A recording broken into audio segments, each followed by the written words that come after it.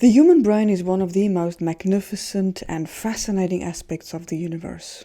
And although there is still a tremendous amount that we need to learn about the intricacies of the brain, technologies such as MRI, PET and fMRI scans have provided great insight into the mysteries of the brain.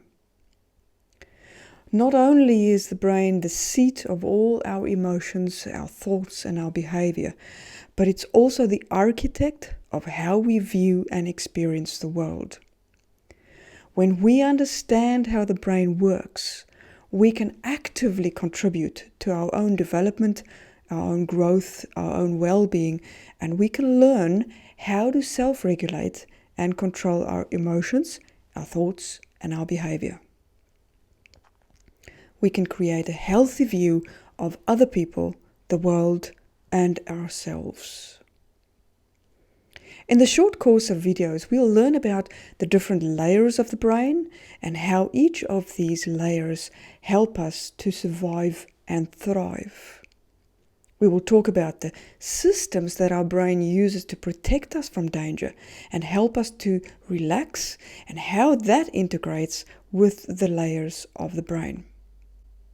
We will talk about thoughts and what they are and how they impact our physiology, and how that eventually relates to anxiety, thinking errors, and habits. Before we dive into more depth regarding the functions of the layers of the brain, let's just look at the main layers and what distinguishes them.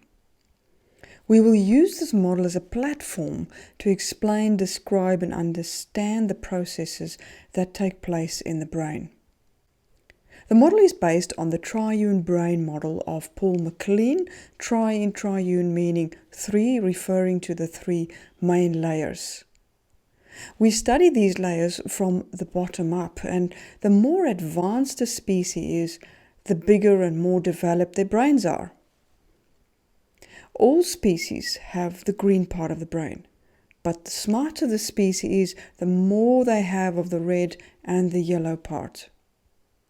The smartest species has the entire yellow part, being humans.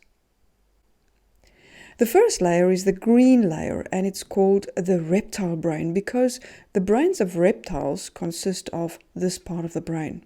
It's also referred to as the survival brain or the instinctive brain.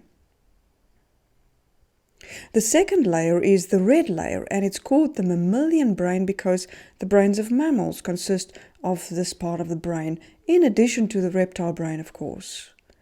It's also referred to as the emotional brain or the feeling brain or limbic brain because this is the part of the brain where emotions happen. The third layer of the brain is the yellow layer, and it's called the neocortex or the smart brain.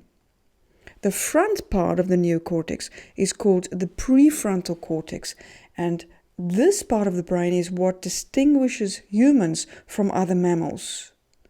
This part of the brain helps humans to be able to use language and make intelligent, logical, and smart decisions and plan ahead.